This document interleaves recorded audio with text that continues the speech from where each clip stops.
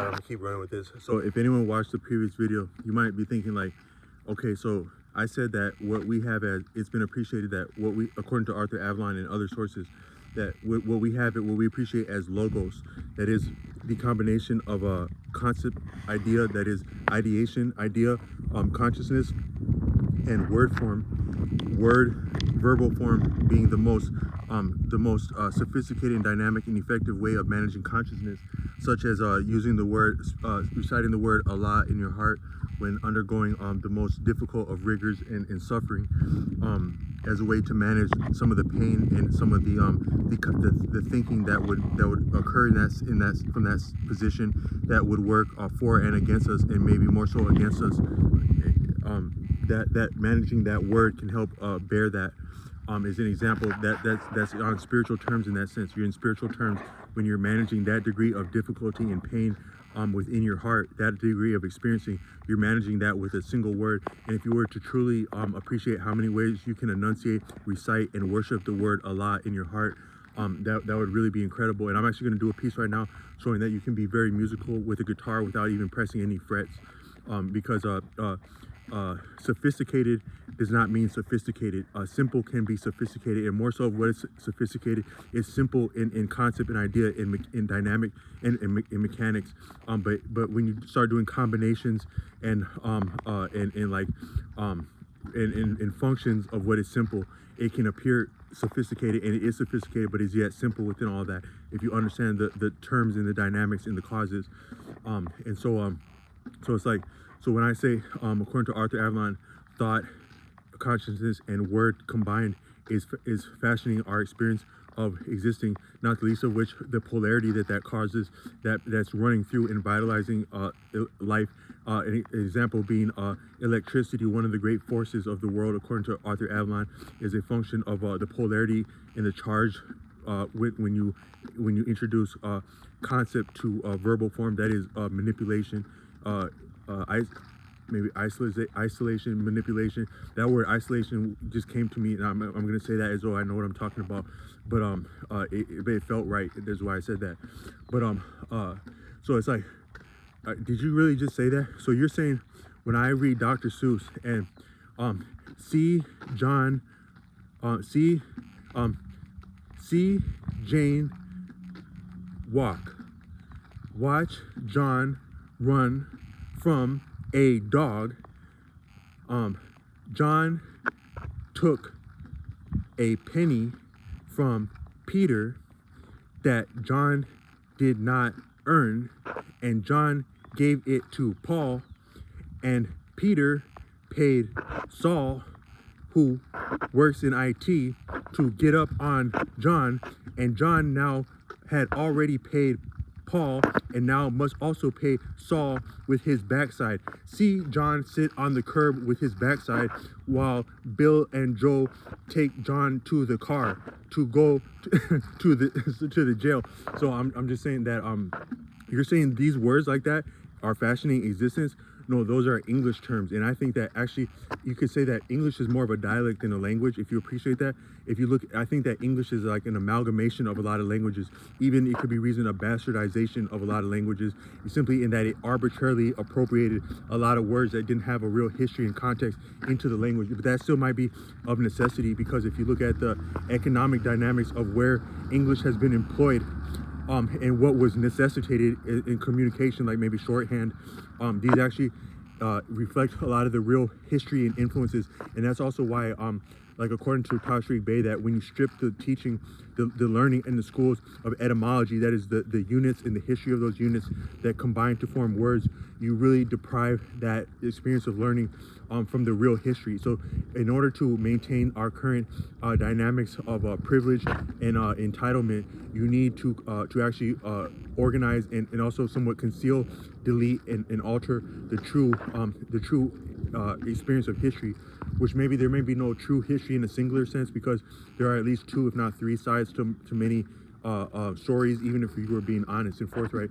But the etymology is significant in terms of the foundation of the society that rests upon a different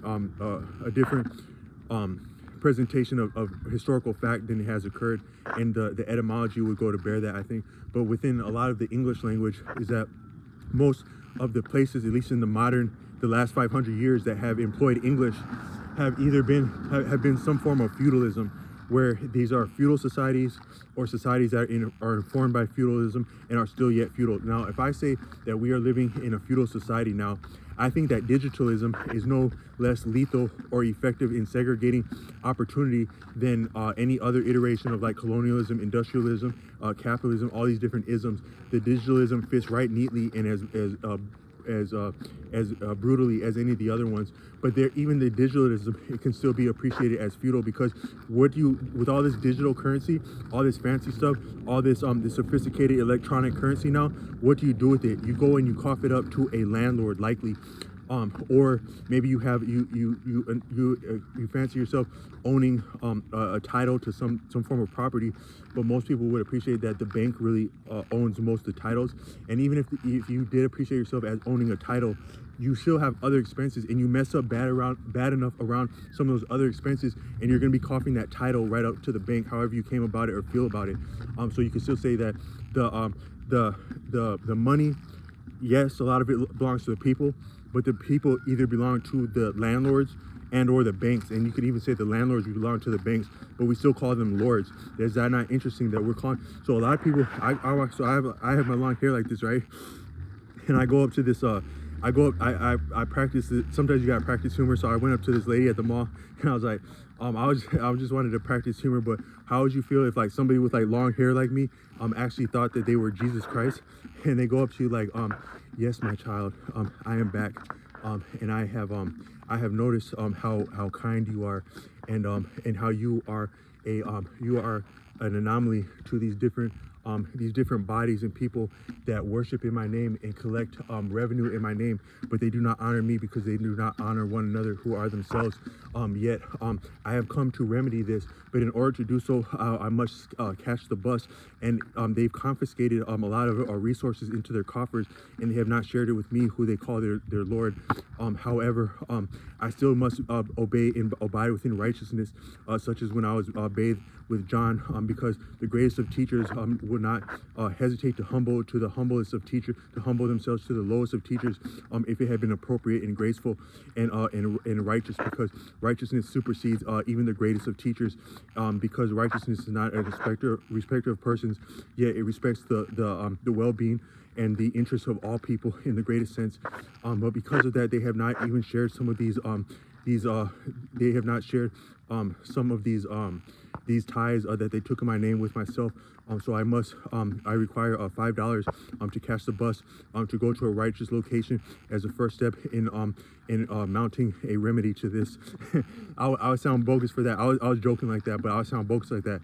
Now, if I came out here and I call myself a Lord or Lord, that's about blasphemy at that point. But we still call these people landlords as though it's not blasphemy. So that would just give you a hint that we're in something of a feudal society, feudal terms still. And so according to Tashriq Bey, these different words that we still imply, that we still use, but we don't actually think about the history or the real meaning of those words in terms of etymology. The words actually betray the real dynamics of the society, and also the history. So like another example of that would be like mortgage. So a lot of people think that, oh, this is outstanding that I have a mortgage, but I think the actual etymologically refers to death. So you're having like a dead pledge is what a mortgage is. And that's an example of how the etymology reveals the true dynamics right in your face. But if you don't have a context or history with the etymology, you don't appreciate what these terms came from and how they still function in terms of etymology. But all I meant to say is that in most societies that use English, which now most of the world uses English, it has been attended by slavery and or feudalism, which is still, I think maybe feudalism, slavery is still feudalism. But the English language would be more so of a dialect, I think, that a slave dialect actually. And the more beautiful aspect of English would be like actually some of your, like maybe your Pidgin, your Creole, what's called Ebonics, street slang. That's actually some of the most beautiful iterations of the language, because that's actually now getting back to language again. And I think that you give people a slave dialect and it'll become a real language again, but it still has the traces of the slavery because that's part of the experience, and you can't isolate the experience from the people. But that would be getting back to real language at that point. But generally, I think English is a slave dialect.